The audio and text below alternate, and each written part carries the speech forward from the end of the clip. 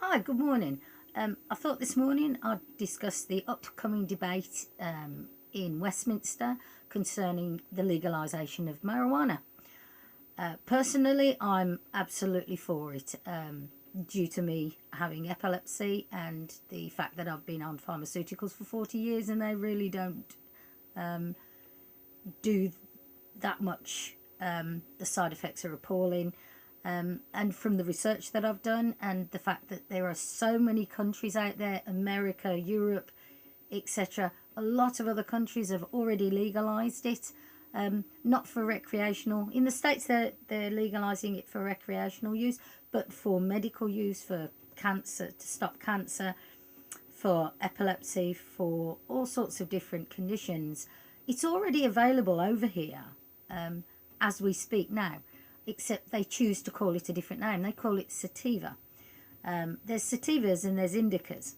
The sativas, I believe, are low in THC and high in CBD. CBD is calms the brain down, and THC is the factor in the marijuana that makes you high. I would be interested in the sativas that help with pain relief. That's what it's available. You can go to your doctor if you had cancer and the treatments for cancer, and they will give it to you on prescription as a pain relief. So it's already available in that respect. But to be able to buy it and grow it yourself to treat conditions like epilepsy and like cancer would be phenomenal.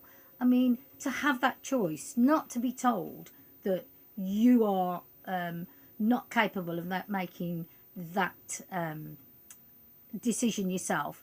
For me, and I'm nearly 60, for somebody to turn around to me and say, you are not capable of making the decision to go on to from a pharmaceutical drug onto a natural herb to do your condition, is like telling a child that they can't have a sweet, or like telling a child that they're not capable of doing something.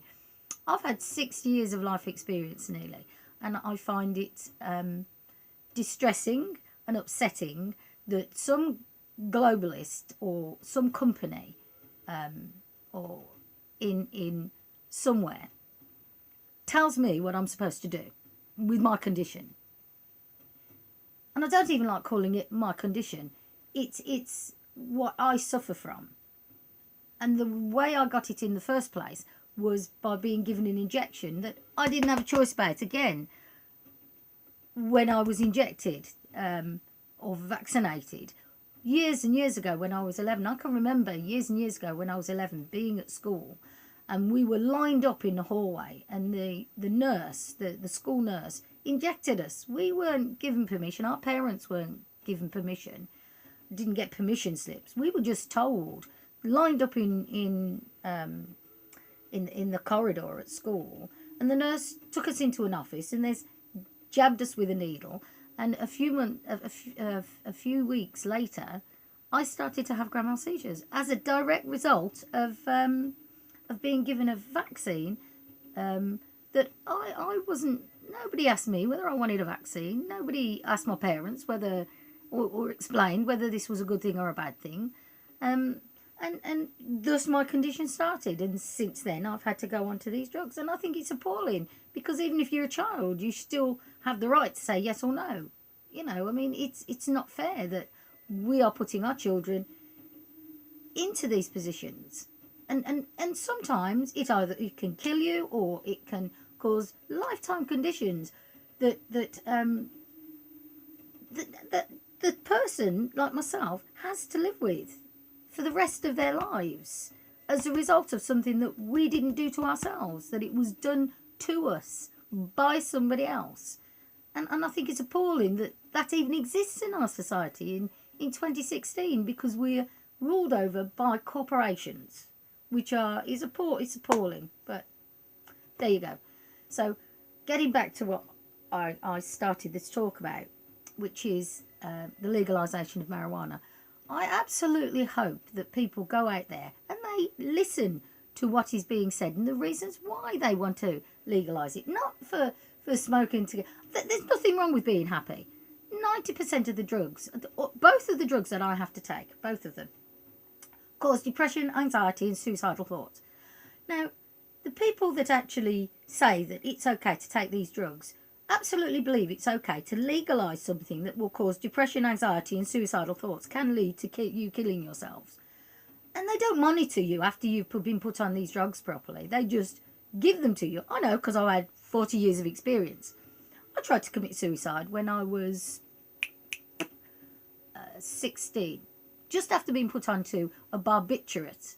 So they give barbiturates to children, and this is legally, and with very little thought or very little input from the medical system. They leave the parents, who have no idea what the side effects of these tablets are, to deal with the children, and they wonder why the children who are put on these tablets are going out of their minds. I can remember lying in bed at 12 or 13 years old after being put onto a barbiturate, and I didn't know what it was, and just not being able to sleep as a direct result of these. And then I'd go to school and I was absolutely knackered because I hadn't slept because of the side effect of the tablets. And then my ability to learn was shot away from me because I wasn't sleeping, I wasn't eating properly because of a direct result of these tablets. And the parents, God bless them, don't know what you're going through because you're a child and you have no idea how to, because you're suffering from anxiety, etc. So you can't tell your parents what's happening to you because you don't understand it yourself. And this goes on for a lifetime, and there's not enough monitoring, and they don't test the drugs for long enough, and it's difficult when you're on a drug because it stops your ability to communicate. How can you say until you're off the drugs exactly what you went through in the first place? So there you go. I mean, and doctors don't understand the drugs because they're not on them. So really, if you do want to know about the side effects of medication, etc., you should talk to the people who are actually on them. You should go to the experts, should be the ones who actually have taken them for years. Talk to those people and find out, you know, that instead of going to the pharmaceutical industry, the government should be talking to the people who actually have experience of taking these damn drugs to say yes, they should be on them, or no, they shouldn't be on them. But they shouldn't be on them in the first place anyway, because if there are natural herbs that can do the same thing, which marijuana is one of them, then they should be put onto marijuana, or different herbs like mint and different things that actually can help you rather than causing problems. Nettles are extremely good for you. They're a natural diuretic. They help you get rid of water. I was told, because I suffer with swelling like this because of the tablets that I'm on, and nettles help. I used to be a size 22 with some drugs, and that was basically because I was so inflamed because of the drugs that that I was on, that it was causing something called Cushing's syndrome, which is where you absolutely swell up all over, and it buggers your renal system up. So they took me off one tablet, whacked me onto another one, and I said, "Can you get rid of the water?" And they turned around and they said, "No, not really, because it'll interact with the other medication that you're on. But if you have nettle soup, that helps. It's a natural diuretic. It doesn't mix in with anything at all, and your body tries to normalise to the amount that it possibly can without the inflammation, etc. So it does help a great deal.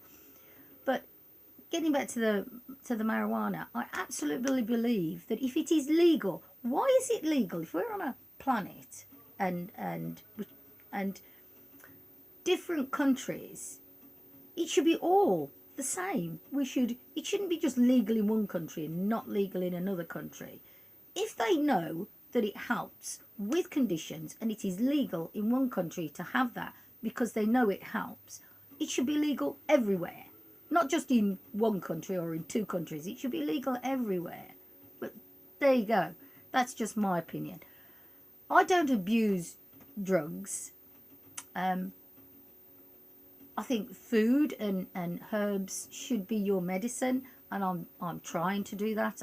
This is just my journey, what I'm trying to do, and I thought that I'd try and put it on. I'm having a bit of a rant today, or a discussion today, But I've spent, for the majority of my life, I've had to deal with doctors, and I don't really like doctors that much because they don't give a lot of information. They don't know what the drugs are that they give out. They're not really that informed about the effects that they have. So when something like this is happening, I think it's quite major that they're even thinking about legalizing. I think it's such a good thing for a medical standpoint. I mean, if you want to be happy and it makes you happy, then that's a good thing, because how many of us are truly happy or blissful, which is our natural state?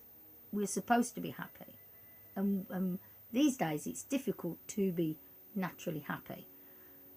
So if it makes you happy and it makes you well, I think that's a really good thing. But please listen to the debate, listen to the reasons, and hopefully it will be made legal for medical or whatever, because a lot of people are growing it anyway, for medical use and for recreational use. But for medical use, absolutely 100%. There you go. Have a great day. Peace, goodwill. Catch you later.